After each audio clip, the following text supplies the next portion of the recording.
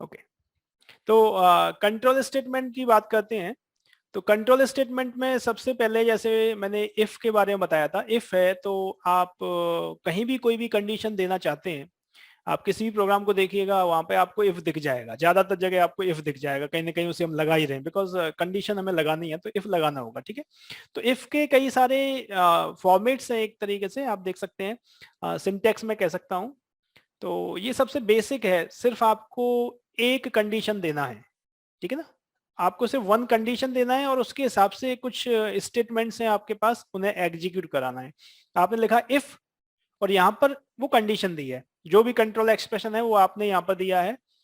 अगर ये condition satisfy होती है तो यहाँ पर जो भी हम स्टेटमेंट लिखेंगे इफ और एंड के बीच में, इफ और एंड के बीच में जो भी लिखा होगा, अगर ये एक्सप्रेशन ट्रू होता है, मतलब वन रिटर्न करता है, तो ये स्टेटमेंट्स एग्जीक्यूट होते हैं। तो लास्ट लेक्चर में हमने ऑपरेटर्स की बात की थी, तो ये बेसिकली ऑपरेटर्स की हेल्प से ही कंट्रोल एक्सप्रेशन लिखा जाता है। ठीक है ना, कंट्रोल एक्सप्रेशन ये ऑपरेटर्स की मदद से ही लिखा जाएगा।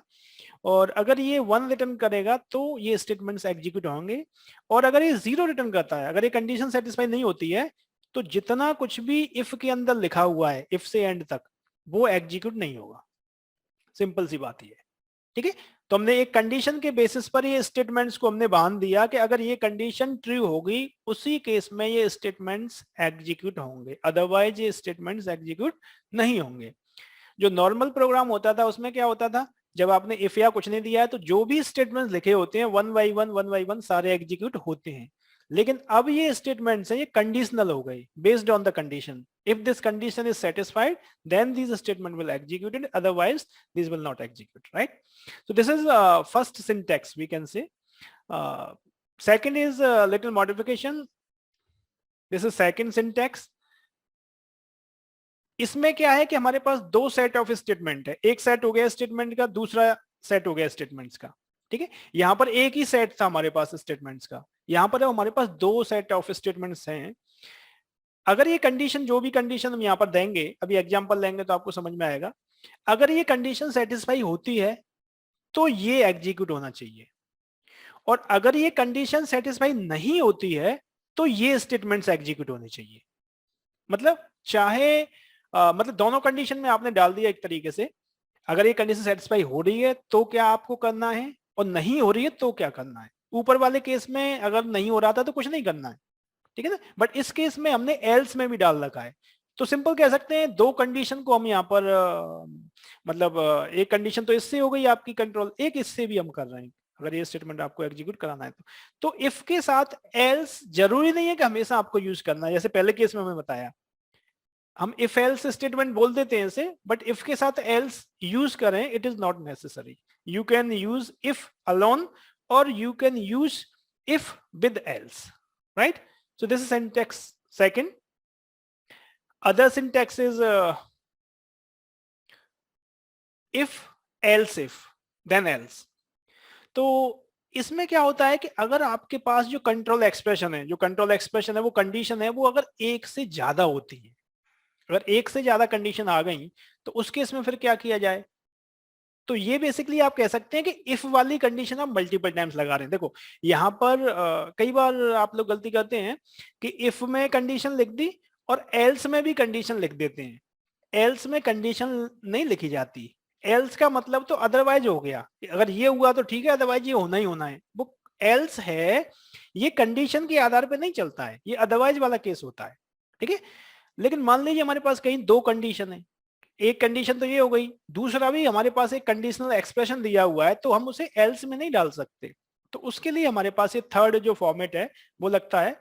यहां पर हमने कंडीशन डाली, अगर ये कंडीशन फॉल्स हो जाती है, ठीक है ना, ये अगर हमें जीरो रिटर्न करेगा तो ये एग्जीक्यूट नहीं होंगे, ये एग्जीक्यूट नहीं होंगे।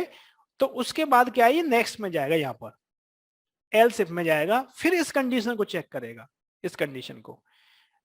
अगर ये भी नहीं होती है, यहां से जीरो अगर इसने रिटर्न किया तो फिर ये आगे यहाँ पे एल्स में जाएगा। अब कुछ चेक नहीं करेगा, इन स्टेटमेंट्स को एग्जीक्यूट कर देगा बिना कुछ सोचे समझे।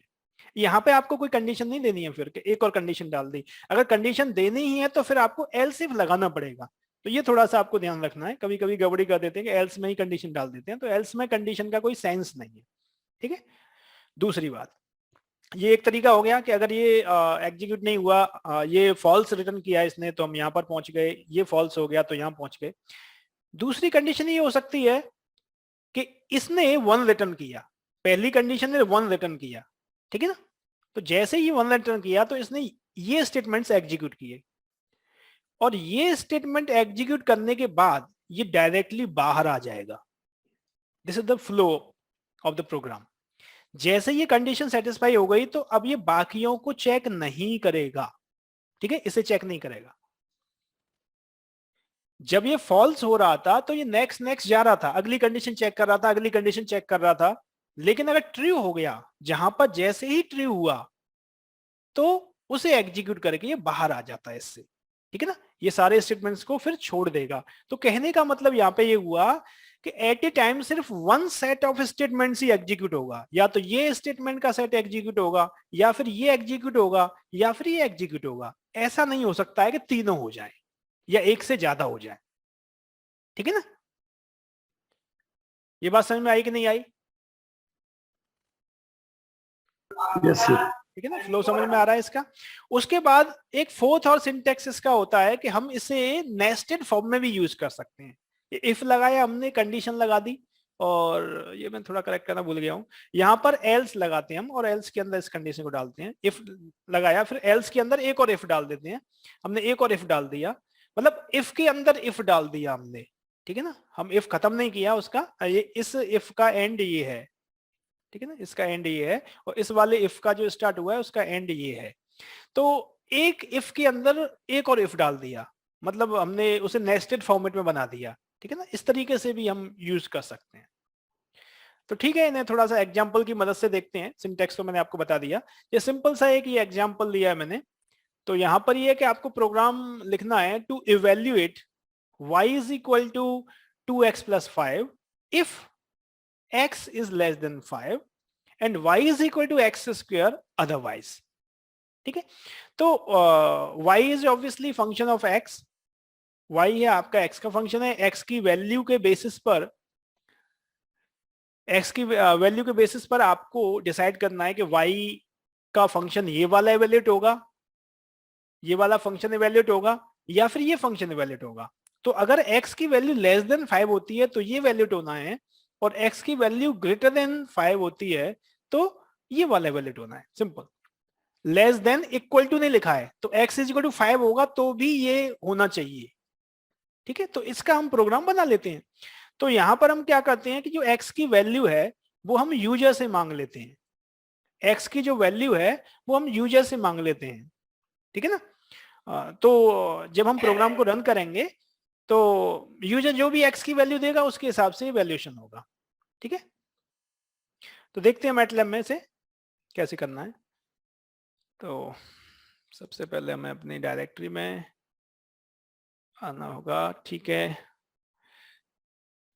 एडिट डे 12 प्रोग्राम 1, ठीक है, CLC clear all, x is equal to, x हमने लिखा इनपुट, एंटर द वैल्यू, आप इनपुट जानते हैं, ठीक है ना, value of x। New line operator हमने यूज किया तो न्यू लाइन में कंट्रोल चला जाएगा, तो यहां से x की वैल्यू आ जाएगी, ठीक है, x की वैल्यू हम यूजर से ले लेंगे। उसके बाद अब जो ये x आया है इसको लेके आपको डिसीजन लेना है। ये जो x आया है तो x की वैल्यू हमने यूजर से ले ली है, कुछ भी वैल्यू हो सकती है। अब हमने कंडीशन लगा दी, if x is less than 5, तो क्या, sorry, if x is less than 5 तो क्या हो जाना चाहिए, y इज इक्वल टू हो जाए 2 मल्टीप्लाइड विद 5, सॉरी 2x है ना, प्लस 5। क्या है एक्सप्रेशन, यस 2x प्लस 5 है ना, ठीक है, 2x प्लस 5 ये हो जाए। और अब इसमें आप ये समझ जाइए कि इस पर्टिकुलर केस में अगर मैं यहाँ पर ये करूं तो इसमें से कौन सा वाला सिंटेक्स लगना चाहिए, इस वाली प्रॉब्लम में कौन सा सिंटेक्स सूटेबल है? सेकंड वाली सर। सेकंड वाला ना, बिकॉज एक कंडीशन दिया है तो उसमें दो स्टेटमेंट दिए हैं आपको। एक तो पहली कंडीशन के हिसाब से दिया है कि आपको y is equal 2x plus 5 या तो एग्जीक्यूट करना है, ये सेट ऑफ स्टेटमेंट हो गया, और दूसरा ये सेट ऑफ स्टेटमेंट है जो कि अदरवाइज में दिया है। तो ऑब्वियसली अंडरस्टूड है कि हमें सेकंड वाला जो सिंटेक्स है वो लगाना चाहिए यहाँ पर। तो मैंने इफ लिखा और जो कंट्रोल एक्सप्रेशन है वो x लेस देन 5 जो कंडीशन में दिया हुआ है वो हमने यहाँ पे सिंपल लगा दिया, ठीक है। उसके बाद दूसरा है हमने एल्स में डाल दिया, else y is equal to x square, ठीक है। तो मैंने यहाँ पर लिखा else y is equal to x. अब अगर मैं यहाँ पे डॉट स्क्वायर कर देता हूं, देखिए अगर डॉट स्क्वायर करता हूं नहीं करता हूं इसका क्या फर्क पड़ेगा, कोई बताएगा मेरे को? अगर मैं डॉट स्क्वायर करता हूं या बिना डॉट के करता हूं तो कौन सा ज्यादा सुटेबल रहेगा? तो डॉट सर वेक्टर प्रोडक्ट हो जाता है, एरे के फॉर्म में जाएगा उसको उसके हाँ, बाद। तो कौन सा ज्यादा अच्छा रहेगा? Dot dot sir dot. हाँ विदाउट डॉट सर मैं कैसे? हाँ, देखो नहीं, अगर विदाउट डॉट अगर आपने इस प्रोग्राम को किया तो उस केस में क्या है कि ये प्रोग्राम उस केस में फेल हो जाएगा जब x की मल्टीपल वैल्यूज आपने दे दी। यस सर, यहाँ पे एक्स की वैल्यू लेकिन- फिक्स है इसलिए हाँ। मैं बोल रहा था। लेकिन अगर आपने x यहाँ डॉट लगा दिया तो मल्टीपल वैल्यूज पर ये वैलिड कर देगा। देखिए दिखाता हूं मैं। Yes sir. तो उस केस में डॉट लगाने से हमें नुकसान नहीं है बल्कि फायदा है कि हम दोनों कंडीशन को मतलब मैनेज कर पा रहे हैं, ठीक है ना। मैंने रन किया, suppose x is equal to मैंने 5 दिया, तो देखिए अच्छा आंसर नहीं आया बिकॉज हमने यहाँ पर इसे क्या लगा दिया, ये सेमीकोलन हमने लगा दिया है। तो अगर आप आंसर देखना चाह रहे हैं तो दोनों जगह सेमीकोलन हटा दीजिए, या फिर आप सेमीकोलन लगा के रखिए, लास्ट में क्या यूज कर सकते हैं, डिस्प्ले, ठीक है ना, डिस्प्ले और y, डिस्प्ले y कर दिया because y is a variable, at this time y is a variable, तो y डिस्प्ले हो जाएगा जो भी उसकी वैल्यू ये वाली हो चाहे ये वाली हो, ऐसे कर सकते हैं, ठीक है। मैं दोबारा ऐसे रन किया, मैंने 5 दिया तो आप देख सकते हैं 25 आंसर आ रहा है, ठीक है। मैं रन किया, मैंने 4 दिया तो 2x प्लस 5 वाला यहाँ पर एग्जीक्यूट हुआ, 2x 2 इंटू 4 8 प्लस 5 13, वो आ गया, वो कंडीशन सेटिस्फाई हो रही है, ठीक है। एक और बार रन करता हूं। अब मैंने क्या किया, मैंने यहाँ पर वैल्यू दिया 2 5, ठीक है 6, ऐसा कुछ दिया, तो आंसर देखिए, तो अब आ गया 2 का 4 हुआ, 2 का, अच्छा इसमें 2 का 4,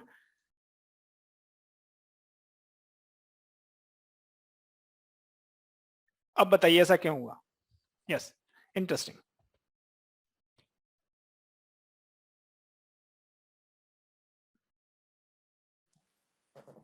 आंसर कुछ गड़बड़ हो गया ना, दो कंडीशन में ठीक है, यहाँ 5 और 6 में तो 25 होना चाहिए, लेकिन इस केस में तो ये 2 मल्टीप्लाइड विद 2 4 प्लस 5 9 आना चाहिए था, लेकिन ऐसा आया। प्रोग्राम ने कोई एरर नहीं दिया, कुछ नहीं है, लेकिन आउटपुट अपना मतलब जैसे आना चाहिए वैसा नहीं आ रहा है, ऐसा क्यों हो रहा है? आई थिंक सर पहले वो इफ एक्स लेस देन 5 है वो पहले एग्जीक्यूट होगा सर। तो उसमें एक्स के वो सारा लगता है हम 2 5 6 डाले हैं वो पहले एग्जीक्यूट होना चाहिए।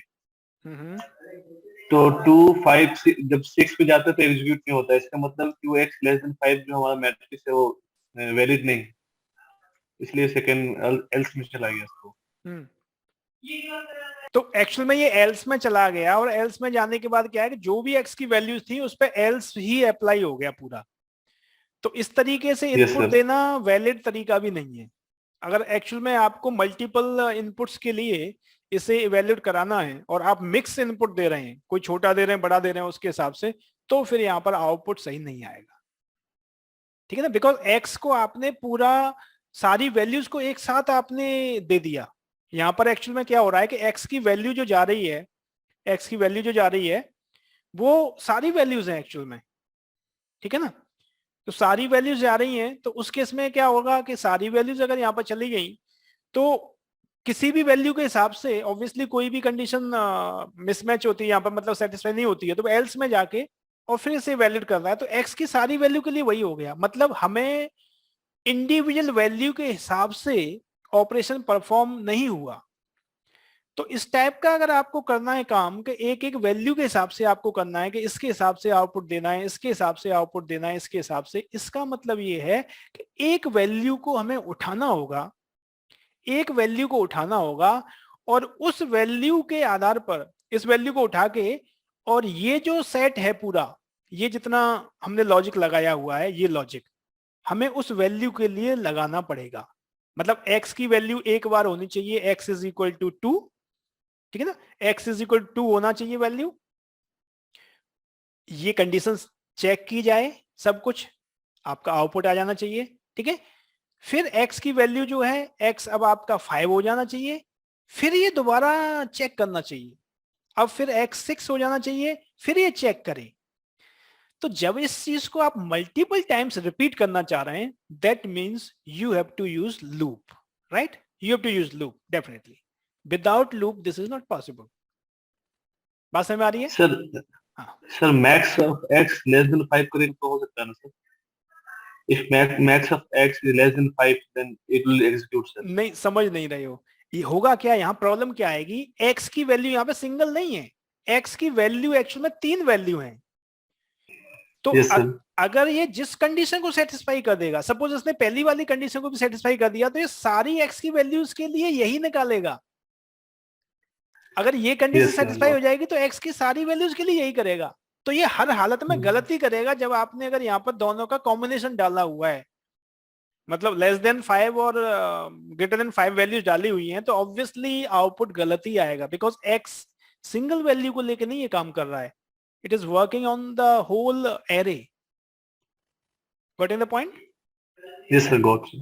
So definitely we have to work by considering a single value of x, then we can get correct output, because for different value of x there are different conditions, so we have to check each condition, right? For each value we have to check the conditions and accordingly we have to decide the output. So definitely when we have 3 value of x, we have to repeat this set of instruction 3 times, right? We have to repeat this set of instruction 3 times. So I'm just modifying this program. I'm modifying this program. Loop में आगे आपको बताने वाला हूँ, but because यहाँ loop की जरूरत है, और loop कैसे इस्तेमाल होगा तो यहाँ पे आप एकदम उस समझ पाएंगे उस loop को, ठीक है ना। तो मैं इस वजह से यहाँ loop लगा दे रहा हूँ, एक loop लगा के तो आप उस चीज को बड़ा अच्छी तरह समझ जाएंगे। बाकी लूप हम आगे बात करेंगे, बट यहाँ पे प्रैक्टिकल आपको दिख जाएगा उसका मतलब। जब प्रॉब्लम हमें एक्चुअली आती है तो उस समय हम लूप लगाते हैं, तो उससे अंडरस्टैंडिंग एक अलग ही बन के आती है। अब आपको समझ में आ रहा है कि दिस इज द प्रॉब्लम, और इस प्रॉब्लम के लिए लूप है वो समाधान है, तो आपको मेरे हिसाब से अच्छी तरह समझ में आएगा, ठीक है ना। हम मतलब लूप को बताने से पहले ही इंट्रोड्यूस कर रहे हैं based on the problem. Problem समझ में आई कि नहीं? बाकी लोग भी रेस्पॉन्ड कर सकते हैं कि what is the problem actually. Yes sir. क्योंकि जिसकी समझ में प्रॉब्लम नहीं आई होगी तो फिर सॉल्यूशन का तो कोई सेंस ही नहीं है। हमने देखिए हमारा एक पार्ट सॉल्व हो गया है प्रॉब्लम का, जब हम x की सिंगल वैल्यू दे रहे हैं, no problem. When we are providing single value of x, no problem. लेकिन अगर x की मैंने मल्टीपल वैल्यूज दे दी तो ये फिर इससे काम नहीं हो रहा है, ठीक है ना, इससे काम नहीं हो रहा है। तो उसके लिए फिर हमें क्या है कि हमें लूप लगाना पड़ेगा, तो मैं लूप भी साथ में इंट्रोड्यूस किए दे रहा हूं, कोई दिक्कत नहीं, पैरेलली हम चीजों को लेके चल सकते हैं। ओके, तो देखिए लूप इसमें कैसे लगाएंगे। तो इस चीज को मेरे को 3 बार रिपीट करना है। यहाँ पे अगर मैं 3 वैल्यू दे रहा हूं, या फिर मैं कह सकता हूं अगर मैंने यहाँ x की 5 वैल्यू दी होती तो मेरे को लूप को 5 टाइम रिपीट करना पड़ता, सिंपल।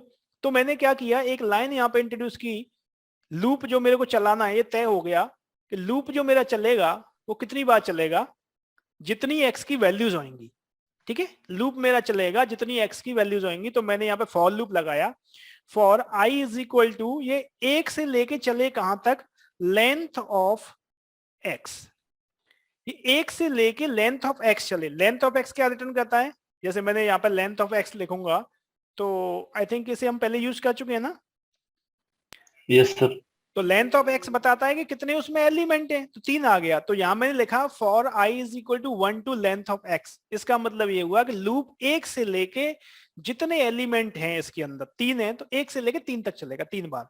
तो इस फॉर को हमें एंड करना होगा यहाँ पर, ये मैंने यहाँ पर एंड कर दिया सपोज, तो ये फॉर लूप के अंदर डाल दिया हमने, ठीक है ना। तो इससे तो ये हो गया कि ठीक है ये 3 बार रिपीट होगा, ठीक, 3 बार रिपीट होगा। यहां तक क्लियर है। अब बात ये आती है कि यहां मैंने अगर x को ही कंपेयर किया, बिकॉज सेम एग्जांपल में ले रहा हूं, x इज इक्वल टू आपका है 2 5 6, सेम हमने लिया, ये है। अगर मैंने कोड ऐसे ही लिखा है अभी जैसे लिखा हुआ है, इसी तरीके से मैंने अगर इसे लिखा रहने दिया, अच्छा एक काम करता हूं मैं जरा पहले वो तो आसान प्रोग्राम था आई थिंक पहला, या फिर मैं इसे दूसरे प्रोग्राम में लिख दूं, पहले वाले से इसे नई फाइल बना दूं क्या, क्योंकि मैं मॉडिफाई कर रहा हूं, प्रोग्राम मॉडिफाई हो जाएगा, या चलेगा कोई दिक्कत नहीं, समझ जाओगे, कोई प्रॉब्लम नहीं सर। ठीक है ओके। तो एक्स ये हो गया, ठीक है 2 5 6। तो अब अगर मैंने यहां पर कंपेयर किया x less than 5, so again I am doing the same mistake because x has 3 values, right? So actually I want to compare this value. So how I can access this value from x? I have to write x1 simple. x1 अगर मैं x1 लिखता हूं, x के अंदर bracket के अंदर मैं 1 लिखता हूं, तो उसका मतलब 2 होता है कि नहीं, एग्री? Yes sir. अगर मैं लिखता हूं x2, इसका मतलब क्या होता है, 5 आएगा निकल के, ठीक है। मैंने x3 लिखा तो ये 6 निकल के आएगा। तो कहने का मतलब ये है कि मेरे को x के साथ इसका इंडेक्स अटैच करना पड़ेगा, कि पहले नंबर के आप वैल्यू की बात कर रहे हैं, दूसरे नंबर की वैल्यू की बात कर रहे हैं, तीसरे नंबर वैल्यू की बात कर रहे हैं, ठीक है कोई दिक्कत नहीं है। तो अब मैंने क्या किया, यहाँ x के साथ मैंने लिख दिया सपोज 1, x के साथ मैंने 1 लिख दिया, ठीक है। पहली बार में तो ये चल जाएगा, लेकिन अगली बार में भी x 1 ही रहेगा। मतलब 1 अगर आपने लिख दिया दैट इज कांस्टेंट, ये वेरी नहीं करेगा, तो फिर हर बार आपका एक जैसा ही आउटपुट आएगा। जबकि ऐसा नहीं है, पहली बार में 1 चाहिए तो दूसरी बार में 2 चाहिए, तीसरी बार में 3 होना चाहिए ये। तो इसकी जगह हम क्या करते हैं, वेरिएबल यूज करते हैं। हमने वेरिएबल यूज किया i, बिकॉज जो i की वैल्यू है वो हर बार चेंज हो रही है। जब ये लूप फर्स्ट टाइम चलेगा उस समय जो i की वैल्यू होगी वो i की वैल्यू होगी 1। जब ये पहली बार लूप चलेगा तो ये i इज इक्वल टू, हमने 1 से लेंथ तक लिखा है ना, तो पहली बार इसकी वैल्यू हो जाएगी i इज इक्वल टू 1। तो जहां जहां मैं i यूज करूंगा उस जगह 1 ट्रीट किया जाएगा, तो ये x i का मतलब x1 हो गया। जब ये लूप दोबारा चलेगा तो i की वैल्यू हो जाएगी 2 अपने आप। तो मैंने यहाँ i लिखा हुआ है, इसका मतलब ये x2 हो गया, तीसरी बार में 3 हो जाएगा, चौथा होता कुछ तो 4। तो यहाँ x की जगह हमें क्या यूज करना पड़ेगा, xi। सिमिलरली जहां भी आपने यहाँ पे लिखा है x लिखा है तो उसके साथ भी xi, बिकॉज xi का मतलब है वो पर्टिकुलर वैल्यू है और हमें उस पर्टिकुलर वैल्यू को लेके काम करना है, ठीक है। और ऑब्वियसली ये सिंगल वैल्यू तो हमें डॉट नहीं लगाना है, xi का स्क्वायर करना है आपको, तो डॉट लगाने की जरूरत नहीं है यहाँ पर, ठीक है। ये बताइए xi लिखने वाला फंडा समझ में आया कि नहीं, xi क्यों लिखा है मैंने, ये क्यों जरूरी है? Yes sir. हाँ, जिसकी समझ में नहीं आ रहा है उसे भी बताना है। देखो बाकी लोग मेरे को यस कह रहे हैं तो मैं समझ रहा हूँ वो समझ रहे हैं, अब उनके यस में आपकी भी यस है, ठीक है ना। अब एक दो यस कहता है तो मैं आगे बढ़ जाता हूँ उससे, बट ऐसा मत सोचना कि उन्होंने यस कर दिया और आपका नो है तो फिर गड़बड़ हो जाएगा, ठीक है ना। तो जिसको भी समझ में नहीं आ रहा है उसे बताना और ज्यादा इंपॉर्टेंट हो जाता है, अदरवाइज तो ठीक है जो भी मेरे को यस कह देगा मैं आगे बढ़ूंगा, ठीक है ना। तो जिसे समझ में नहीं आ रहा है उसे एकदम बोलना है, हालांकि बहुत स्लोली लेके जा रहा हूं मैं और मतलब कोशिश कर रहा हूं कि कोई कंफ्यूजन नहीं हो, ठीक है। तो अब देखिए, ठीक है, एक बार रन करके देख लेते हैं क्या अपना काम हो गया क्या, एक बार रन करके देख लेते हैं, फिर हम प्रॉब्लम को आगे और बढ़ाएंगे क्या कुछ अलग आता है तो, ठीक है। मैंने इसे रन किया, enter the value of x, same मैंने डाला 2 5 6, तो हमें आउटपुट मिला 36। That means again there is some problem, ठीक है बहुत अच्छा लॉजिक लगाया हमने, बट काम खत्म नहीं हुआ, राइट? अभी हमें और कुछ करना पड़ेगा। तो ये एक ही वैल्यू क्यों आई, कोई बता सकता है? If else statement sir, for if else statement for में ही है सर, वो फॉर में नहीं है, वो फॉर में रहना चाहिए, इफ और एल्स स्टेटमेंट। नहीं, इफ एल्स फॉर में ही है। ये इफ एल्स, अगर देखो फॉर की बॉडी यहां से यहां तक शुरू हो रही है, सब कुछ फॉर के अंदर है। ये इससे आप देख सकते हैं कि ये सब यहां से लेके ये दिखा रहा है ना, तो इसका मतलब ये है कि जितना भी अंदर लिखा हुआ है वो फॉर के अंदर है। ठीक है, ये एंड है, ये फॉर का है। मैं इस पे क्लिक करूंगा तो यहाँ पे देख रहे हैं कि फॉर पे वो दिखा रहा है कनेक्ट करके। तो सर ये वो केवल लास्ट रिजल्ट को ले रहा है ना? यस, ये लास्ट रिजल्ट को ही ले रहा है। 25 को, लास्ट को ही क्यों 25 ले रहा है, यही तो मेरा क्वेश्चन वो है। 25 को चेक कर चुका है। हाँ मतलब हाँ, तो फिर डिस्प्ले एक्स, लास्ट जो वैल्यू मिला एक्स को, तो उसको डिस्प्ले कर दिया। तो डिस्प्ले में कुछ चेंज करना हो गया? नहीं, हमें तो सब कुछ चाहिए ना। 2 5 का जो आउटपुट आया था वो भी चाहिए हमें। हाँ, 1 by 1 है। तो यहाँ पर ये प्रॉब्लम जो है, ये इंडेक्सिंग का प्रॉब्लम है। हमने आउटपुट को एक्चुअल में कहीं स्टोर नहीं किया। इसने चेक कर लिया, सब कुछ कर लिया, लेकिन जैसे मैं आपको दिखाता हूं, जैसे सपोज मैंने लिखा, मैंने वर्क स्पेस देखिए, मैं लिखा suppose y is equal to, पहली बार में आउटपुट इसका आ गया 9 आ गया सपोज, ठीक है, ये आ गया, ठीक है। अब y इज इक्वल टू, मैंने नेक्स्ट टाइम कर दिया कि आउटपुट है वो 25 हो गया। तो आप वर्क स्पेस में देखिए, पीछे वाली वैल्यू ही सिर्फ रह रही है, और लास्ट में इसका y is equal to 36 output हो गया। अब मैं अगर y टाइप करता हूं तो सिर्फ मेरे को क्या मिलेगा, 36, ठीक है, तो सिर्फ मेरे को 36 मिलेगा। तो हम यहां पर जैसे डिस्प्ले हमने किया y किया, तो y के अंदर एक्चुअली एक ही वैल्यू रह रही है, लास्ट वाली, ठीक है। तो एक तो तरीका ऐसा हो सकता है कि हम डिस्प्ले यहां पे कर रहे हैं, इसके बजाय अगर मैं यहां पर ये सेमीकोलन हटा देता हूं और उसके बाद अगर मैं इसे रन करता हूं, मैं रन किया 2 5 6, तो देखिए ये किया तो हमें मिला y is equal to 9, y is equal to 25 और y इज इक्वल टू 36, ऐसे करके मिला।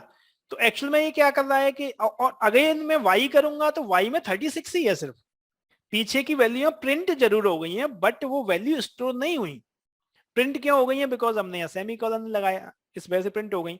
बट मैं ये चाह रहा हूं कि नहीं जी, मेरा तो आउटपुट ऐसा आना चाहिए, जब मैंने x ये दिया है तो मेरे पास y में एक आउटपुट आना चाहिए सिंपल, 2 की वैल्यू जो उसके करस्पॉन्डिंग, अगर 9 आउटपुट आ रहा है तो वो आना चाहिए, 25 आना चाहिए, 36 आना चाहिए। इस तरीके से नहीं आना चाहिए y इज इक्वल टू ये प्रिंट हो गया, ये प्रिंट हो गया, ऐसा नहीं। मेरे पास अगर मैं y टाइप करता हूं, एंटर मारता हूं, तो ये तीनों वैल्यू आनी चाहिए, जैसे 2 5 6 x का वैल्यू आ रहा है यहाँ पे, उस तरीके से आना चाहिए। This is my requirement. तो इसका मतलब क्या होगा, इसका मतलब ये हुआ कि हमें y, जैसे ये 9 को मेरे को स्टोर करना है एक्चुअली, तो ये कहां पर स्टोर किया जाएगा, ये स्टोर किया जाएगा y1 पर, ठीक है। मेरे को 25 को स्टोर करना है, तो ये कहां स्टोर होगा, ये y2 पर होगा, और ये 36 है, ये y3 पर होगा। इसका मतलब अभी जैसे मैं y is equal to store कर रहा हूं, उसकी बजाय मेरे को y1 y2 y3 पे करना है। तो y के साथ भी मेरे को इंडेक्स अटैच करना पड़ेगा, जो i हमने जैसे यहां यूज किया है x की सिंगल वैल्यू को निकालने के लिए। Same thing we have to apply with y also, ठीक है। तो हमने क्या किया, y के साथ हमने यहां पर लगा दिया yi, और यहां पर भी लगा दिया yi। तो अब क्या होगा, जो भी यहां पर कैलकुलेशन होगा, जब i की वैल्यू 1 है तो वो y1 में जाके सेव होगा, या तो ये सेव होगा या ये सेव होगा, y1 में होगा। जब i2 हो जाएगा तो y2 पर सेव हो जाएगा, 3 हो जाएगा तो 3 में हो जाएगा। अब आप ये डिस्प्ले वाला चला सकते हैं, कोई दिक्कत वाली बात नहीं। देखिए अब हमने इसे रन किया और मैंने किया 2 5 6, एंटर किया, yes we are getting the perfect output. Now we done with the problem. बताइए, समझ में आया? Yes sir. ठीक है, तो हमने लूप भी इंट्रोड्यूस कर दिया इसमें। लूप से तो हमें उस काम को कई बार कराना था। तो देखिए, आपने हमें लूप मालूम है कराना है, बट लूप की भी अपनी रिक्वायरमेंट्स हैं। लूप के साथ आपको इंडेक्सिंग भी लगाना पड़ेगा, वो काम भी करना पड़ेगा, वो वाली बात है। बट हमने एक प्रॉब्लम को बड़ा अच्छी तरीके से, जो हमारे सामने एक प्रॉब्लम आई थी, उसे हमने सॉल्व किया।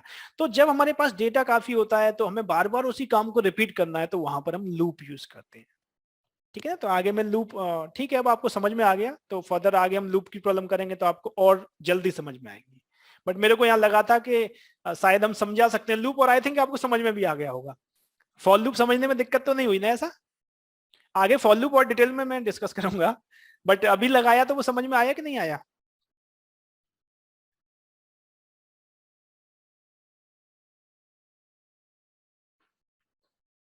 ठीक है, तो ये इसका सिंटेक्स था। और बाकी प्रिंट करने के लिए ऐसे भी आप लिख सकते थे, the value of y is percentage f लगा दिया, और y हमने ये पहले ही बता चुके हैं आपको, f प्रिंट f, तो ऐसे भी आप प्रिंट करा सकते हैं। तो ये आ जाता द वैल्यू ऑफ, ये लिख के आ जाएगा, ऐसे आप प्रिंट करा सकते हैं। ठीक है, ओके।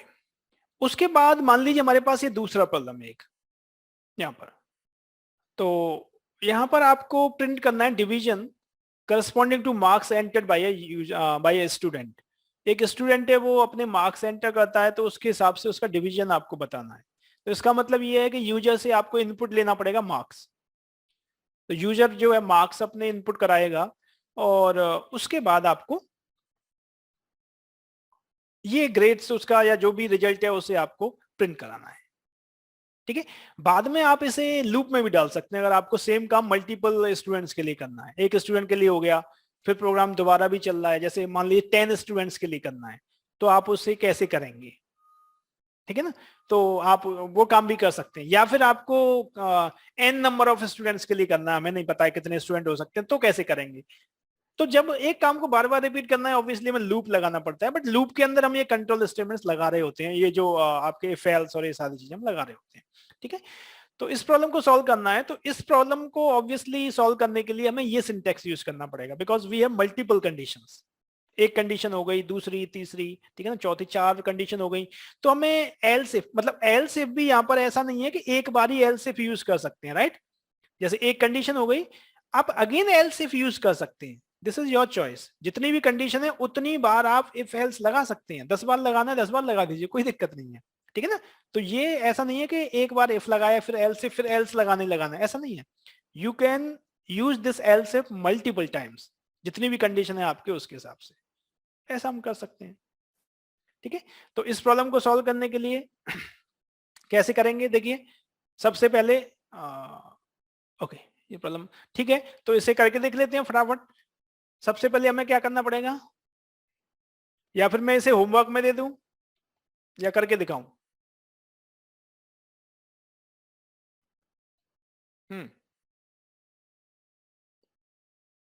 कर सकते हैं या मैं करूं? सर होमवर्क में दे दीजिए। कर सकते हैं ना होमवर्क में?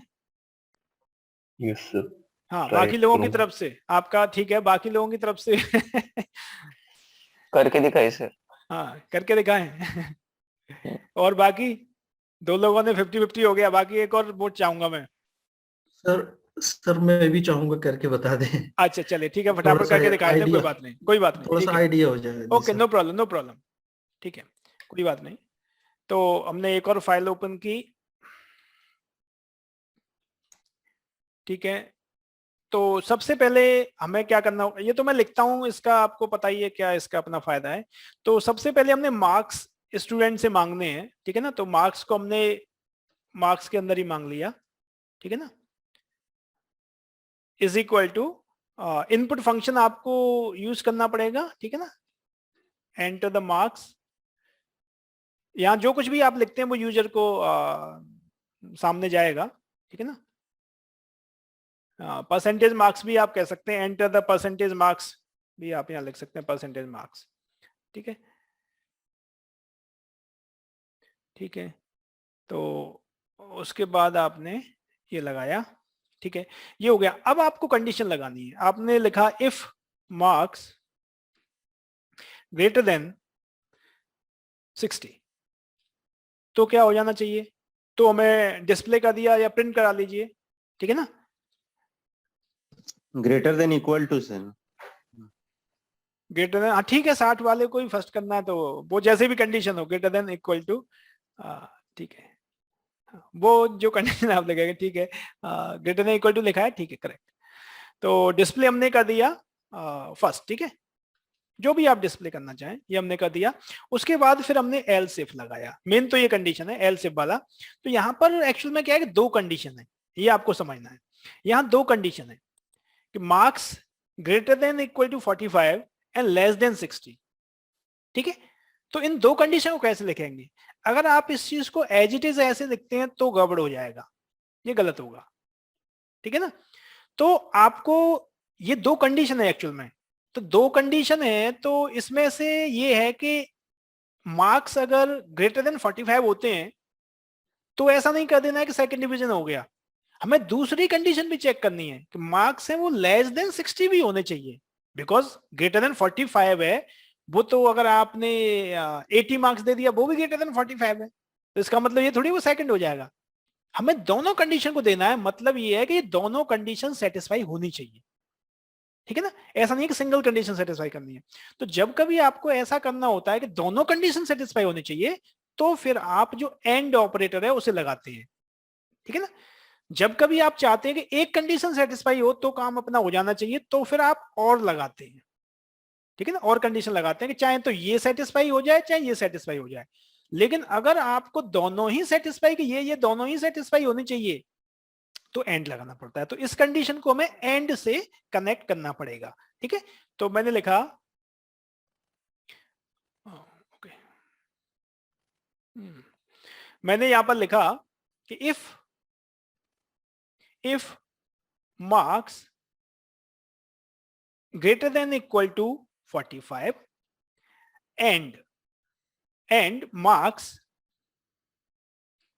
less than 60, इस तरीके से आपने कंडीशन दी, एंड के जरिए दो कंडीशन को आपने कनेक्ट किया। जब ये दोनों कंडीशन सेटिस्फाई होंगी तो ये इसके अंदर जाएगा। आपने किया डिस्प्ले सेकंड, ठीक है। उसके बाद फिर आपने सेम पैटर्न आपको लगा लेना है, इफ मार्क्स, अच्छा तीसरी कंडीशन जो दिया है वो 45 और 30 का है, तो बिल्कुल ऐसे ही हो जाएगा वो। तो मैं इसे कॉपी भी कर सकता हूं सिंपल। तो हमने यहां पर कर दिया ऐसे 30 और लेस देन 45, ठीक है। अब इसके बाद जो लास्ट कंडीशन है उसे चाहे तो आप एल्स में डाल, यहां डिस्प्ले भी करना होगा आपको, डिस्प्ले थर्ड, ठीक है। लास्ट कंडीशन है तो उसे आप एल्स में भी डाल सकते हैं। एल्स में आपने डिस्प्ले कर दिया, फिर कंडीशन देने की जरूरत नहीं है। अगर कंडीशन देना है तो एल्स इफ में ही दी जाएगी, वो ध्यान रखिएगा। आपने फेल कर दिया, ठीक है, और उसके बाद आपने एंड कर दिया, तो ये प्रोग्राम आपका पूरा हो गया। अब आपने देखिए एंटर परसेंटेज मार्क्स, आपने किया 80 मार्क्स, तो फर्स्ट आ गया, बाहर निकल गया। फिर आपने रन किया, फिर परसेंटेज मार्क्स 25 किया, फेल हो गया, ठीक है ना। तो सारी कंडीशन आपका सेटिस्फाई हो रहा है, ये प्रॉपर्ली चल रहा है। बताइए समझ में आया कि नहीं आया?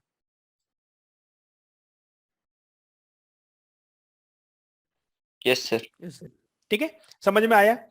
अब जी हमने सर। क्या करना है कि मान लीजिए इसमें मैंने कहा कि हाँ, जैसे यहाँ पे अगर एल सेफ लिख के कंडीशन लिखते हैं हम्म, और फिर डिस्प्ले कर देते हैं तो बस यहीं पे कंप्लीट हो जाता है। एल्स लिखाना तो नेसेसरी नहीं ना है। क्या कंप्लीट हो जाता? अगर अभी जैसे एल्स स्टेटमेंट यूज किए हैं, एल्स इफ लिखते तो हम कंडीशन देना पड़ता है, हाँ मार्क्स लेस देन 30, हाँ फिर डिस्प्ले फेल, हाँ, फिर आप एल्स नहीं लिखते, फिर नहीं लिखते ना। हाँ नहीं फिर हाँ नहीं यही लिखते पूछा। वो, हाँ हाँ कर सकते हैं, वो चलेगा। हाँ वही वही एल्स एल्स लिखना आपका इच्छा है, अगर आपको लिखना नहीं, नेसेसरी नहीं है। हाँ वो डिपेंड करता है, ठीक है ना। हाँ, मतलब एल्स भी एक कंडीशन का सा काम कर जाता है ना, कि अदरवाइज ये होना ही होना है, अदरवाइज तो फेल ही है ना, चाहे वो कितने भी नंबर पा रहा है। हाँ इस केस में लेकिन अच्छा हाँ ठीक है, इस केस में चलेगा, नेगेटिव नंबर लाएगा तो भी फेल होगा, ठीक है ना। लेस देन वाला, एल्स वाला चला गया ना। उस केस में ग्रेटर देन, अच्छा एक और देख लेते हैं, नेगेटिव में कितना हो रहा है। सपोज नेगेटिव 20 मार्क्स कह दिया तो फेल हो रहा है, उसमें जा रहा है, कोई दिक्कत नहीं है, ठीक है। हाँ अब मैं इसमें थोड़ा सा मॉडिफाई ये कह रहा था कि मैंने इसे, अब मैं बार बार इसे रन कर रहा हूँ, हर बार एक बच्चे के लिए ट्राई करना है तो रन कर रहा हूँ, फिर करना है फिर कर रहा हूँ, ठीक है ना। अब मान लीजिए सर कोई नेगेटिव 80, हाँ? नेगेटिव 80 नेगेटिव में ऐसा हुआ जब इनमें से कोई भी कंडीशन सेटिस्फाई नहीं हुई तो फेल ही होना है, ठीक है ना? Yes. क्यों मैंने ये कंडीशन नहीं दी है। अगर यहाँ कंडीशन दी होती, जैसे अभिषेक जी कह रहे हैं कंडीशन दी होती लेस देन, अब लेस देन भी नेगेटिव जाता, लेस देन अगर हम वहां दो कंडीशन तो बाउंड नहीं किया है, 0 ग्रेटर देन या ऐसा कुछ करते, वो बात अलग है, ठीक है ना? बट अगर कहीं कोई ऐसी कंडीशन है तो उस केस में फिर ये है कि फिर उस केस में इस चीज को शायद हैंडल भी नहीं कर पाता। एल्स का मतलब ये है कि इन तीन के अलावा जो कुछ भी है वो इस केस में जाएगा। लेकिन अगर आप यहाँ कंडीशन दे देंगे तो ये भी कंडीशन से बंध गया, अगर कोई चीज फिर रह जाती है तो वो रह जाएगी। तो ये फर्क है, एल्स में और कंडीशन देने में फर्क है। कंडीशन का मतलब ये कि यही चीज, एल्स का मतलब इसके अलावा सब कुछ। तो सब कुछ में बहुत कुछ आ सकता है, ठीक है ना? ओके, तो अब मैं इसको भी कह रहा हूं मॉडिफाई करना, बिकॉज हम लूप के बारे में आइडिया हो गया, तो लूप की भी प्रॉब्लम हम प्रैक्टिस करते जा रहे हैं साथ के साथ। सपोज मैंने कहा कि मेरी क्लास में मान लीजिए 50 स्टूडेंट हैं, तो मेरे को इसे 50 के लिए चेक करना, या 50 हर बार कोई बस बार बार प्रोग्राम रन ना हो, एक बार रन किया बस स्टूडेंट अपना परसेंटेज डाले, उसका आ जाए कि पास हो या फेल हो, फिर वो आपसे पूछ ले अगली बार कि एंटर परसेंटेज मार्क्स। मैं प्रॉब्लम बेस्ड लर्निंग कर रहा हूँ, मतलब एकदम सीधा लूप आपको साथ के साथ सिखा रहा हूँ, ठीक है ना? थोड़ा डिफरेंट तरीके से। हाँ, राकेश सर अवेलेबल हैं क्या? सर सुन रहे हैं?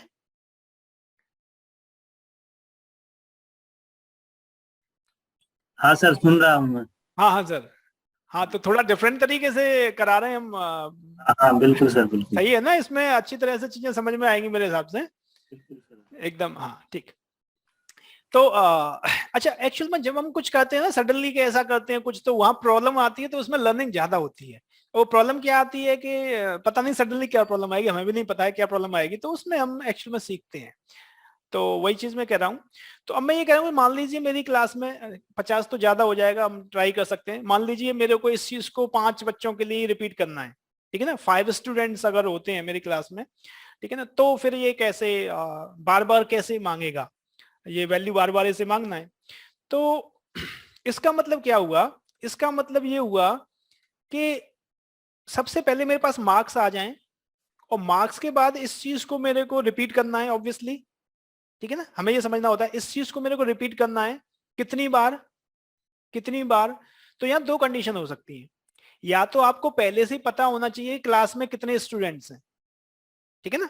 क्लास में कितने स्टूडेंट्स हैं ये पता होना चाहिए, तो आप नंबर ऑफ स्टूडेंट मांग सकते हैं। सपोज नंबर ऑफ स्टूडेंट आपने एनएस के अंदर स्टोर करा लिया, नंबर ऑफ स्टूडेंट कितने हैं वो पूछ लीजिए पहले से क्लास में, उतनी बार लूप को चला दीजिए, तो उतनी बार ये चलेगा। दूसरा ये हो सकता है कि हमें पता ही नहीं हो कितने स्टूडेंट है क्लास में, कि हमने प्रोग्राम को चला दिया, बस स्टूडेंट, हमने एक ऐसा प्रोग्राम बना दिया कोई भी स्टूडेंट अपने मार्क्स डाले और उसे अपना ग्रेड या ये पता चल जाए। तो हमने एक सिंपल ये कर दिया, हमें क्लास से मतलब नहीं है, ये प्रोग्राम ऑल टाइम चलता रहेगा, ठीक है ना? ऐसा भी हो सकता है। कई बार कोई सिस्टम है वो कंटिन्यूअसली वर्क कर रहा है, तो वहां पे कोई नंबर से कोई मतलब नहीं है, ठीक है? तो दोनों केस अलग अलग हो गए, तो दोनों केस को कैसे हैंडल किया जाएगा? ठीक है, पहला हम केस ये मान के चल रहे हैं कि हमें पहले से पता है कितनी बार इस लूप को चलाना है, ठीक? तो मैंने सबसे पहले पूछ लिया यहाँ पर नंबर ऑफ स्टूडेंट्स, ठीक है ना? तो एनएस मैंने कह दिया, एनएस सपोज इसमें हमने नंबर ऑफ स्टूडेंट स्टोर कर रहे हैं, ठीक है ना? Input enter number of students, ठीक है? न्यू लाइन ऑपरेटर यूज कर लिया हमने। तो सबसे पहले अब ये यूजर से नंबर ऑफ इनपुट्स पूछेगा, मतलब नंबर ऑफ स्टूडेंट्स पूछेगा, तो उतनी बार आपको लूप चलाना है, ठीक है? अब मेरे को ये बताइए कि इसके अंदर जो मार्क्स वाली ये चीज है, ये मेरे को लूप के अंदर रखना चाहिए या लूप के बाहर रखना चाहिए? ये मार्क्स है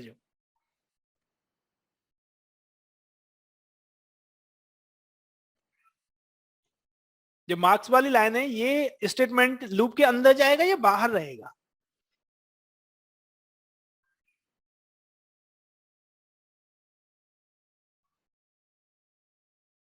अंदर ही रखेंगे सर इसको। अंदर ही रखेंगे ना, क्योंकि हर स्टूडेंट अपने मार्क्स एंटर करेगा जब ही तो ये रिजल्ट देगा। तो इसका मतलब हमें मार्क्स भी बार बार पूछना है, उसके बाद ही ये रिजल्ट देने वाला है। तो हमें ऐसा फ्लो चाहिए, हमें फ्लो समझना पड़ेगा कि किस तरीके से कि हमारा प्रोग्राम एक्चुअल में किस जगह रुके। थोड़ा हमें देखो फ्लो में, अब यहाँ पे फ्लो में चीज देखना है कि हमें जैसे ही प्रोग्राम को रन किया जाए, जैसे ही प्रोग्राम को रन किया जाए, तो पहली बार जब प्रोग्राम रन किया जाएगा तो ये आपसे enter the number of students पूछेगा। जैसे ही आपने नंबर ऑफ स्टूडेंट एंटर कर दिए तो अब ये आपसे पूछेगा enter the marks, percentage marks. आपने परसेंटेज मार्क्स जैसे ही एंटर किए, इसने रिजल्ट दे दिया और दोबारा फिर ये इसी लाइन को पूछेगा एंटर परसेंटेज मार्क्स, ठीक है ना, एंटर परसेंटेज मार्क्स, दोबारा ये उस चीज को पूछेगा। मतलब हर आपकी स्क्रीन पर यही आते रहना चाहिए एंटर द परसेंटेज मार्क्स जब तक पूरे नंबर ऑफ स्टूडेंट्स फिनिश ना हो जाए, ठीक है।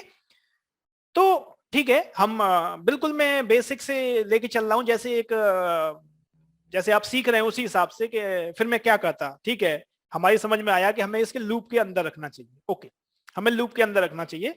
तो मैंने क्या किया, यहाँ पर एक लूप लगाया for i is equal to 1 to ns, 1 to ns लगा दिया, नंबर ऑफ स्टूडेंट जितने हैं मैंने वहां तक उसे चला दिया, ठीक है। और फॉर को मैंने ऑब्वियसली यहाँ पर एंड करना होगा, एंड।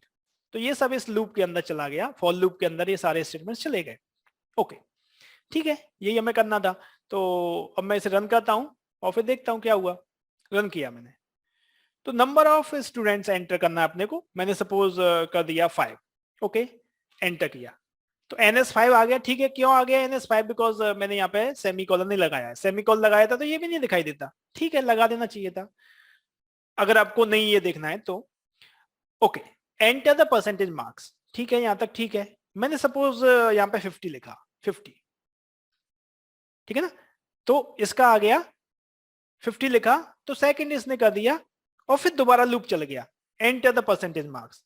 ठीक है, मैं तो ऐसा ही चाह रहा था, ये तो अच्छी बात है, हो गया ऐसा ही। मैंने 78 लिखा, फिर वो हमसे पूछ रहा है एंटर द परसेंटेज मार्क्स, ठीक है, एंटर द परसेंटेज मार्क्स। अब मैंने फिर 90 डाल दिया, ठीक है। फिर उसने पूछा एंटर परसेंटेज मार्क्स, मैंने 20 डाल दिया, ठीक है, क्योंकि 4 बार हो चुका है, वो आखिरी बार है ये, उसके बाद बाहर हो जाना चाहिए, ठीक है ना। उसके बाद मैंने 76 डाल दिया, फर्स्ट हो गया, बाहर हो गया।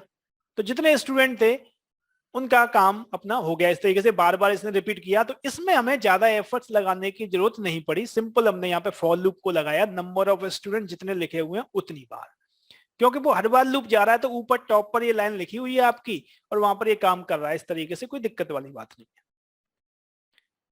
ठीक है। लेकिन अगर यहां पर मेरे को ऐसा कुछ करना होता, यहाँ हर बार ये लिख रहा है, मैं थोड़ा सा इसमें वेरिएशन ये डाल सकता हूं। यहाँ पर हर बार ये कह रहा है enter the percentage marks, enter the percentage marks, ठीक है।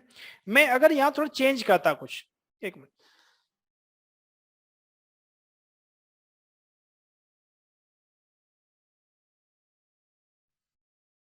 अगर मैं यहां कुछ चेंज करता, मैं कहता कि पहली बार में तो आए enter the percentage marks for first student, उसके बाद फिर मैं कह रहा हूं enter percentage marks for next student. अगर स्टेटमेंट में अगर मैं चेंज करना चाहता तो थोड़ा सा मेरे को यहाँ पे बदलाव करना पड़ता,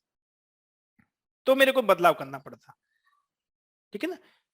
तो अभी वो कॉम्प्लेक्सिटी मैंने नहीं डाल रहा, वो आगे मैं बताऊंगा आपको। अभी बताइए यहां तक ये चीज समझ में आई कि नहीं आई? ये चीज समझ में आई कि नहीं आई?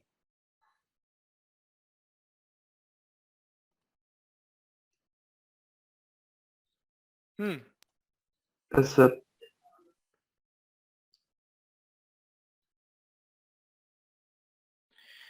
अब मैं इसे क्या कर रहा हूं, अब मैंने एक कंडीशन बताई थी कि जब नंबर ऑफ स्टूडेंट्स क्लास में दे दिए उस केस में, अब मैं आपसे कह रहा हूं कि अब ऐसा कोई निश्चित नहीं है कि कितनी बार इस लूप को चलाना है, मतलब चलते ही रहना चाहिए। स्टूडेंट जब अपना मार्क्स डालेगा उसे अपना ग्रेड मिल जाएगा, फिर अगली बार ये मांगेगा इस तरीके से। तो ये कोई फिक्स नहीं है, ठीक है ना। तो फिर उस केस में हम ये नहीं चला सकते, नंबर ऑफ स्टूडेंट नहीं पूछ सकते, तो हमें 1 से लेके लूप को इन्फिनिटी भी नहीं चला सकते। यहाँ पे इन्फिनिटी नहीं कह सकते कि 1 to इन्फिनिटी आपने इस तरीके से कह दिया, ठीक है ना। तो फिर क्या करना चाहिए, मतलब इस बार हम क्या करना चाह रहे हैं कि हमें पता नहीं है कि लूप को कितनी बार चलाना है। बात समझ पा रहे हैं ना? अभी फर्स्ट केस में क्या था कि हमें पता था कि हमारी क्लास में 5 स्टूडेंट है, तो हमने 5 टाइम्स लूप को चला दिया, हमें पता था, तो हमने लूप फॉर लूप यूज कर लिया कि 1 से लेके 5 तक चलना चाहिए। अब मेरी कंडीशन ये है कि मेरे को नहीं पता है कितनी बार लूप को चलाना है, कितने स्टूडेंट हैं, कितने स्टूडेंट आगे, मान लीजिए कि आपने सिस्टम लगा दिया कहीं भी ओपनली, स्टूडेंट अपना ग्रेड पता कर सकता है, सिंपल सा। और भी कुछ कॉम्प्लेक्स प्रोग्राम हो सकता है, छोटी सी में बता रहा हूँ। वहां पर स्टूडेंट आता है, अपने मार्क्स डालता है, वो अपना ग्रेड पता कर लेता है। तो ये हो सकता है पूरे कैंपस के स्टूडेंट्स के लिए हो, हमें नहीं पता कितने स्टूडेंट्स हैं। तो जब कभी ऐसा केस होता है तो उस केस में हम यूज करते हैं, जब ये डिफाइंड नहीं है कि कितने स्टूडेंट्स हैं या कुछ है, तो उस केस में हम यूज करते हैं while loop, right. While loop use करते हैं। तो व्हाइल लूप उस केस में जब आपको नहीं पता है हमें कितनी बार ये रिपीटिशन करना है, तो दोनों लूप का अपना इंपॉर्टेंस है। व्हाइल लूप, तो अब मैं सेम चीज को इंप्लीमेंट करने जा रहा हूं, implementation using while loop, right, using while loop. मैं लूप से पहले कवर कर रहा हूं इसके साथ, इंप्लीमेंटेशन यूजिंग व्हाइल लूप। तो ऑब्वियसली यही कोड रहने वाला है, इसमें कुछ चेंज करना होगा, मैंने इसे कॉपी किया, मैं अलग इस वजह से कर रहा हूं जिससे कि उसी पे ओवरराइट कर दूंगा तो आप बाद में उसे रेफर नहीं कर पाएंगे, तो मैंने अलग बना दिया उसी में दूसरा सेक्शन। तो ठीक है, सीएलसी क्लियर किया। अब हमें नंबर ऑफ स्टूडेंट नहीं पूछना है ऑब्वियसली, बिकॉज हमें इसे इनफाइनाइट टाइम चलाना है, ठीक है। और यहां पर हमने लिखा व्हाइल, सिंपल सा काम है, व्हाइल आपने लिखा। और जब कभी व्हाइल को आपको हमेशा के लिए चलाना है, इसका मतलब यह है कि यहां पर ये कंडीशन 1 रहनी चाहिए, ठीक है। यहां पर आपने 1 कर दिया, तो अब ये लूप हमेशा चलता रहेगा। ये हमेशा आपसे, जब आप सिस्टम बंद करेंगे तभी ये लूप बंद होगा। एक तरीके से किसी भी सिस्टम में आपने डाल दिया इसे, तो जब तक सिस्टम ऑन रहेगा, जैसे ही आप फर्स्ट टाइम उसे रन करेंगे तो ये फिर हमेशा के लिए रन करेगा। जब सिस्टम ऑफ करेंगे तभी ये प्रोग्राम आपका खत्म होगा एक तरीके से, मतलब इनफाइनाइट टाइम्स लूप हो गया, क्यों 1 तो 1 है। यहां पर हम कुछ कंडीशन लिखते हैं एक्चुअली, और उस कंडीशन को हम कहते हैं कि ये जब जब 1 होगी तो ये एग्जीक्यूशन होगा लूप का, ये जो एग्जीक्यूशन है ये लूप का होगा।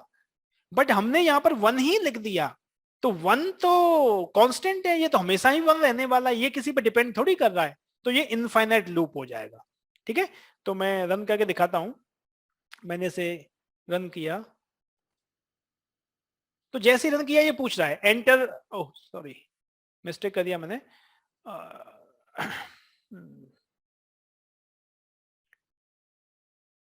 ऐसे मैंने एक्चुअली पूरा प्रोग्राम रन कर दिया, तो सेक्शन फर्स्ट है वो रन हो गया।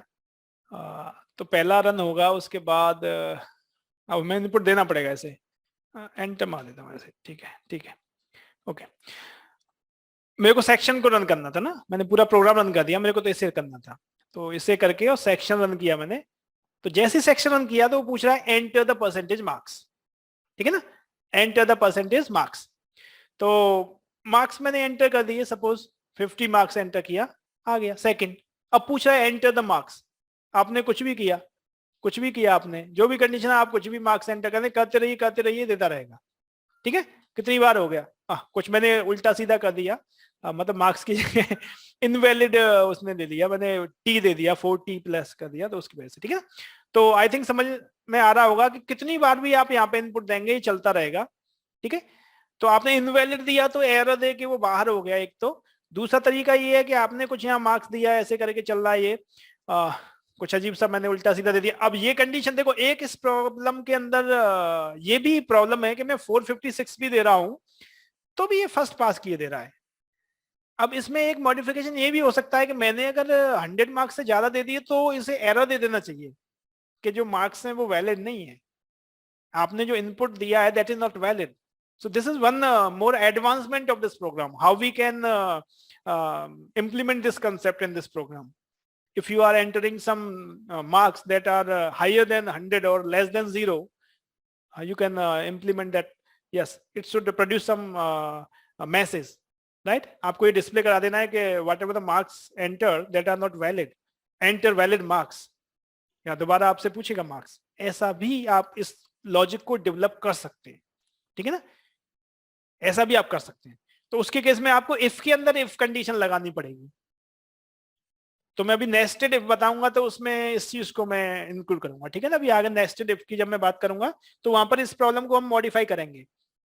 तो मैं एक ही प्रॉब्लम पे ये क्यों बता रहा हूं, बिकॉज आप चीजों को समझ पाए थोड़ा सा, बाद में आप इसे कर सकते हैं।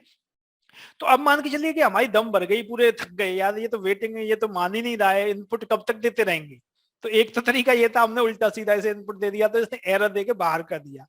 दूसरा ये कि अगर हमें प्रोग्राम को टर्मिनेट करना है, सपोज आप इनफाइनाइट लूप में फंस गए हैं, आपको टर्मिनेट करना है, तो आपको कंट्रोल और बी, ठीक है ना, आपने कंट्रोल सी, कंट्रोल के साथ सी आपको दबाना होगा, ठीक है ना, operation terminated by the user, control के साथ सी दबाया आपने तो ये टर्मिनेट हो गया, इसने कह दिया कि operation terminated by the user. तो कभी भी आप अगर इनफाइनाइट लूप में फंस गए और आपको बाहर निकालना है, ठीक है ना, बाहर निकलना है, तो आपको कंट्रोल के साथ सी को प्रेस करना है, तो आप उसे बाहर निकल जाएंगे, ठीक है। तो इस वजह से मैंने इनफाइनाइट लूप आपको यहां पे बताया है। तो इनफाइनाइट लूप इस तरीके से आप कर सकते हैं। बताइए बात समझ में आई कि नहीं आई? किसी को डाउट हो तो यहां पूछ सकते हैं एकदम।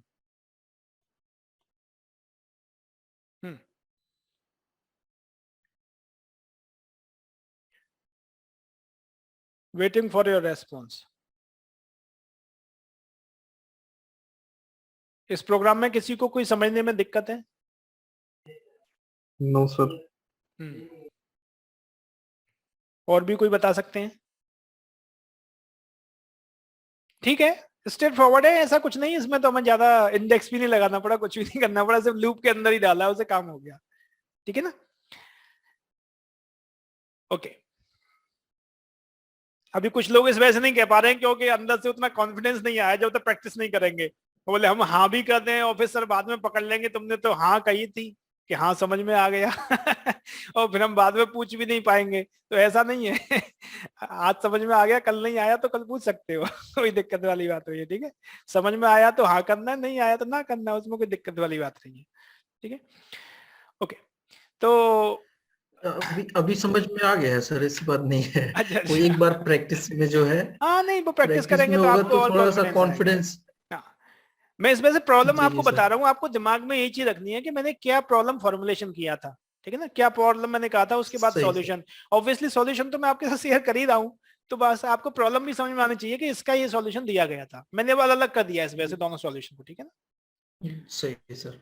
Okay, thank you sir. उसके बाद क्या है कि मान लीजिए इस तरीके का, तो ये अभी हमने जैसे किया था उसी टाइप का है कि अगर आपको ये कोई फंक्शन दिया हुआ है जो एक्स वाई का फंक्शन है, ठीक है ना, ये दोनों एक्स वाई के फंक्शन है और इसमें एक्स वाई की कंडीशंस, मल्टीपल कंडीशंस दी हुई हैं, इस तरीके से आपको करना है।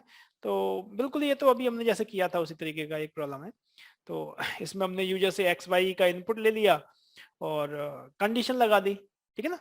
इसे हम ब्रैकेट के अंदर भी बंद कर सकते हैं और ना भी कर सकते हैं, कई सारी कंडीशन हो तो आप उसे ऐसे कर सकते हैं। और उसके बाद हमने फन जो लिखा है वो वाई मतलब एफ की जगह मैंने फन लिख दिया, एफ भी लिख सकते हैं, एक्स प्लस वाई पहली कंडीशन में लिख दिया, बिल्कुल एज इट इज ऐसे लिखा है, x greater than equal to 0 and की जगह एंड लग गया, ऐसे ही आ गया, ठीक है। एल्स इफ में दूसरी कंडीशन दे दी जो दूसरी कंडीशन थी, नेक्स्ट में तीसरी कंडीशन दे दी, फिर एल्स के अंदर लास्ट कंडीशन डाल दी, ठीक है, और उसके बाद फिर एंड कर दिया।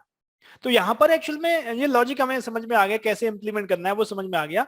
यहाँ पर सिर्फ ये ऑब्जेक्टिव था इसका कि इसमें हम बार बार जो एफ प्रिंट एफ लिख रहे हैं ना, value of function is value of function, in lines को हम हटा सकते हैं, इनकी जरूरत नहीं है, इनकी जगह एक ही जगह हम लिख सकते हैं लाइन। तो उस केस में क्या है, अगर इस लाइन को हम लास्ट में लिख देते हैं, बाकी इन बीच में जो लिखा है, तो भी अपना काम होगा, बिकॉज एट ए टाइम एक ही स्टेटमेंट चलता है और सबकी वैल्यू फन फन वही है फंक्शन, तो लास्ट में भी आप प्रिंट कर सकते हैं फंक्शन को। तो इतनी लाइन है वो हमने हटा दी। कई बार हम क्या है कि कोड में बहुत सारी लाइन जबरदस्ती ऐसे लगा दी है जिनकी जरूरत भी नहीं है, तो हम इस तरीके से लाइन बचा भी सकते हैं, हमारा कोड की लेंथ भी छोटी रहती है, ठीक है, ज्यादा लेंथी हो जाता है तो समझने में मुश्किल करता है और फिर कोई मतलब नहीं उसका, ठीक है ना। तो सिर्फ ये ऑब्जेक्टिव था कि यहाँ पर जो ये लाइंस थी बार बार हम रिपीट कर रहे थे हर एक उसमें ब्लॉक में, उन्हें हम हटा सकते हैं और उसकी जगह एक लास्ट में लाइन लिख सकते हैं, ये इसका मेनली ऑब्जेक्टिव था, ठीक है। ओके, नेस्टेड इफ का आगे हम नेस्टेड इफ की हम बात कर रहे थे अभी, उसी प्रॉब्लम को हमें थोड़ा सा और मॉडिफाई करके उसके बाद हम उसे खत्म करेंगे। तो ठीक है, नेस्टेड इफ का है, हाँ वही प्रॉब्लम है नेस्टेड इफ। तो नेस्टेड इफ देखते हैं। इसे भी हम कर सकते थे नेस्टेड से, तो इसे ये बताया है कि नॉर्मल्स आपका सॉल्यूशन था, ये नॉर्मल सॉल्यूशन था, ठीक है। और उसके बाद अगर आप इसे नेस्टेड में करते तो इस तरीके से करते, इफ के अंदर ये डिवीजन किया, एल्स के अंदर दूसरी कंडीशन डाल दी इफ, ठीक है, और फिर एल्स किया, फिर उसके अंदर अगली कंडीशन डाल दी, एल्स किया, और फिर ये इस तरीके से एंड किया, पहले ये इफ वाला खत्म हुआ, फिर ये इफ खत्म हुआ, फिर ये इफ खत्म हुआ। सिंपल ये प्रॉब्लम थी, इसे भी नेस्टेड फॉर्म में कर सकते थे, ठीक है ना, इसे भी नेस्टेड फॉर्म में कर सकते थे। लेकिन अभी जो हमारा केस था हम उसे लेते हैं, ठीक है ना, उसे लेते हैं, वहां पर हम नेस्टेड देखते हैं, तो नेस्टेड हम किस तरीके से कर सकते हैं। तो मैंने अभी कंडीशन कहा कि मेरे को यहां पर, मैं नॉर्मल वाला ले लेता हूं, इनफाइनाइट नहीं लेते हैं, इनफाइनाइट में फिर बाहर करना पड़ता है, ये पहला वाला ही मैं कर रहा हूं। चलो पहले वाले को एक और बार मॉडिफाई कर देता हूं, एक और इसका सेक्शन बना लेता हूं, ठीक है, जिससे कि अलग हो जाएगा।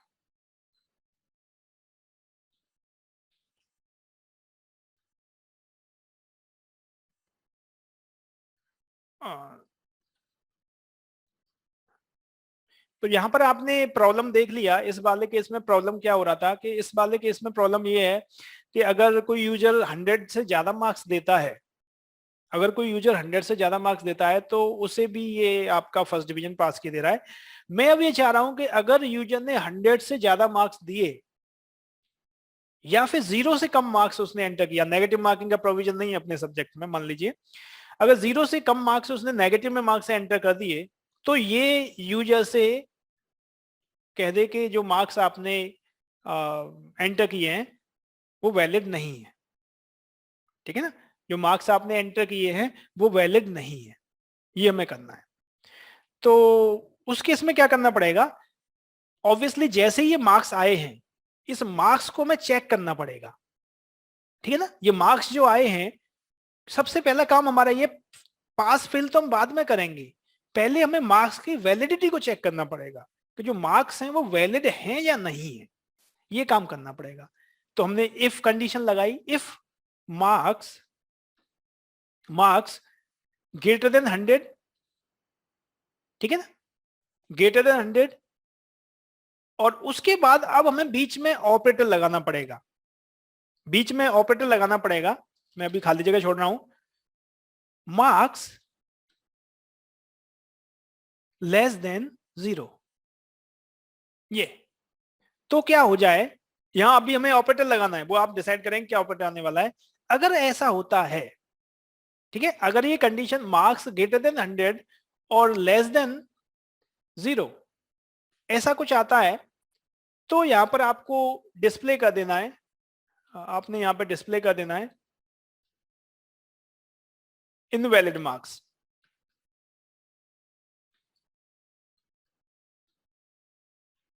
ठीक है ना, इनवैलिड मार्क्स 100 से ऊपर आते हैं और लेस देन मार्क्स होते हैं तो इनवैलिड मार्क्स हमें कर देना है, ठीक है। और फिर क्या करना है, ये इनवैलिड मार्क्स हो गए, अगर उसने वैलिड किए हो तो फिर क्या होगा, तो उस केस में ये कंडीशन आपकी सेटिस्फाई नहीं होगी तो अगली कंडीशन में चला जाएगा। तो पहले हम यहाँ ऑपरेटर का डिसाइड कर लेते हैं, यहाँ ऑपरेटर क्या आना चाहिए, यहाँ मेरे को एंड लगाना चाहिए या ऑल लगाना चाहिए, बताइए, मैं एंड लगाऊं यहाँ पर या ऑल लगाऊं, which is more suitable here. और ऑपरेटर सर एंड लगाना चाहिए सर। हाँ, तो हमें ऑपरेटर का डिसीजन लेने में End, थोड़ा sir. सा समझना होता है कि हमें एंड लगाना है कि ऑल लगाना है। हाँ, तो क्या लगाना चाहिए, सर एंड लगाना चाहिए। तो समझिए, अगर आपने एंड लगा दिया, इसका मतलब ये है कि दोनों कंडीशन सेटिस्फाई होनी चाहिए। एंड का मतलब समझिए ना, एंड अगर आपने लगा दिया तो ये भी कंडीशन सेटिस्फाई होनी चाहिए, ये भी कंडीशन सेटिस्फाई होनी चाहिए। क्या कोई नंबर मेरे को ऐसा बता सकते हैं जो 100 से ज्यादा हो और नेगेटिव मतलब 100 से ज्यादा है और 0 से कम है?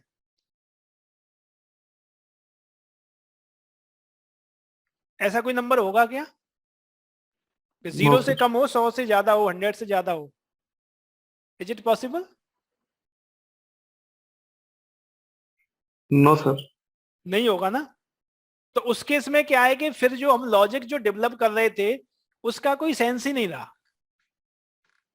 ठीक है ना। मतलब क्या होगा कि ये कंडीशन हमेशा क्या आएगी, जब आपने एंड कर दिया तो ये हमेशा फॉल्स जाएगी, और ये फॉल्स जाएगी तो ये कभी एग्जीक्यूट ही नहीं होगा।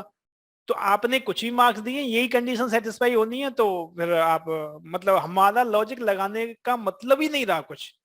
मैं आपको दिखाता हूँ इसे। समझ में आ गया सर। हाँ, समझ में आ गया ना? एंड नहीं आएगा सर। हाँ, तो हमें और लगाना पड़ेगा कि और या तो लगेगा। ये कंडीशन सेटिस्फाई हो चाहे ये हो। Exactly sir. ऑब्वियसली एक ही कंडीशन सेटिस्फाई होगी एक टाइम पर, तो अगर कुछ भी सही। होगा तो फिर ये हो जाना चाहिए, ठीक है ना? अगर नहीं, एक भी नहीं हुई, मतलब 100 से ज्यादा भी नहीं है और 0 से, तो ऐसा तो हो सकता है।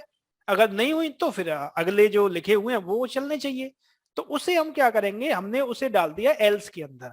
ये तो इफ के अंदर डाला, और उसके बाद हमने एल्स के अंदर, देखो ये इस इफ को स्टार्ट हम कर रहे हैं हम, फिर अब ऐसे ये इफ स्टार्ट किया, इसके एल्स के अंदर ये पूरा लॉजिक आना चाहिए, ये वाला ये पूरा यहां तक हुआ एल्स, ये इस इफ का एंड हुआ, ये हमें ध्यान रखना होता है, इसका इफ का एंड हुआ, और फिर मैंने एक और एंड लगाया।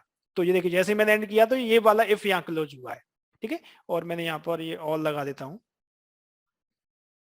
ये मैंने ऑल लगा दिया, ठीक है।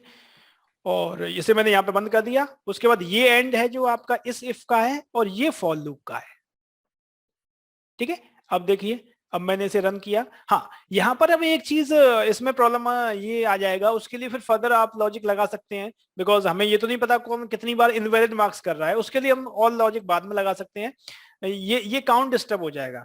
तो एक बार लूप जैसे चला और इनवैलिड मार्क्स किसी ने डाल दिया, ठीक है ना, तो लूप फिर दोबारा चल जाएगा ना, तो उसके इसमें नंबर ऑफ स्टूडेंट का चक्कर आ सकता है उसके इसमें, ठीक है ना। तो उसके लिए फिर हमें थोड़ा सा और प्रोविजन करना पड़ सकता है। हाल फिलहाल हमने इस रन किया सेक्शन को, एंटर नंबर ऑफ स्टूडेंट्स पूछ रहा है, सबसे पहले मैंने 5 कह दिया, एंटर परसेंटेज मार्क्स, तो मैंने 102 कह दिया सपोज, तो इसने कहा इनवैलिड मार्क्स, और फिर हमसे कहा एंटर परसेंटेज मार्क्स, ठीक है। ये इनवैलिड इसने कह दिया, आपको परसेंटेज नहीं दिया कि कितना इसका क्या आया डिवीजन, ठीक है ना। आपने कहा सपोज आपने 56 का दिया, तो इसने सेकंड डिवीजन बता दिया, फिर ये पूछने लगा एंटर परसेंटेज मार्क्स, सपोज आपने -20 कह दिया, तो फिर इसने कह दिया इनवैलिड मार्क्स, नेगेटिव के लिए भी कह रहा है, फिर अगेन एंटर मार्क्स।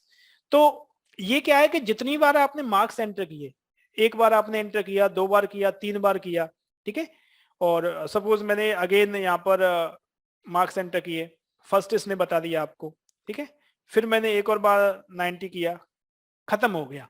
तो कहने का मतलब ये एक्चुअल में अगर देखा जाए मैंने कितनी बार मार्क्स एंटर किए हैं वो उसे एक बार काउंट कर रहा है, ठीक है ना। बट एक्चुअल में तो देखा जाए ये तो गलत मार्क्स एंटर कर दिए थे, तो हमने तो 56 वाला है, 89 और 93 स्टूडेंट का ही इफेक्टिवली हमने देखा, 2 का इनवैलिड आ गया।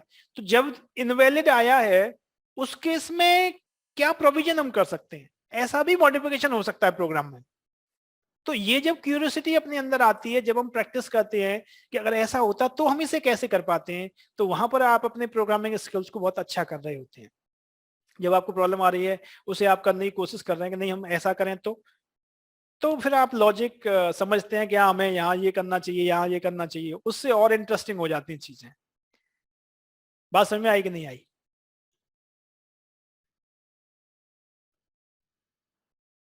समझ में आया ये? Yes sir. ठीक है। तो अब इसके अंदर देखिए इफ एक लगा हुआ है और इस इफ के अंदर फिर एक और इफ लगा हुआ है, ठीक है ना। तो हम इफ के अंदर इफ लगा दिया तो नेस्टेड इफ हो गया, ठीक है। ये नेस्टेड इफ वाली बात थी, ठीक है। तो फिर यहां तक आज यहाँ पर खत्म करते हैं। फिर यहाँ तक हो गया, तो ये इफ के सारी कंडीशन हो गई, और इफ में इसके अलावा कुछ नहीं होता है। इफ एल्स ऐसे यूज करना है अपने को, तो हम इफ एल्स के साथ भी तैयार हो गए। मैंने फॉर लूप भी कर दिया, व्हाइल लूप का भी आइडिया दे दिया थोड़ा सा, आगे और भी प्रॉब्लम्स हम करेंगे, ठीक है ना। बट मैंने प्रॉब्लम सोचा कि हाँ साथ के साथ में डिस्कस कर लेता हूँ तो और बेटर वे में कवर हो जाएगा, बिकॉज ये दोनों चीजें साथ में चलती हैं और प्रॉब्लम को डायरेक्टली हम सॉल्व करते हैं एज पर द रिक्वायरमेंट, तो एक अलग ही अंडरस्टैंडिंग आती है उससे। तो मैंने थोड़ा सा डिफरेंट वे आज अपनाया है आपके बैच में ही। बाकियों में मैं सीक्वेंस से पढ़ाता था, बट मेरे को लगा कि ऐसे पढ़ाएंगे तो मजा आएगा। सही है,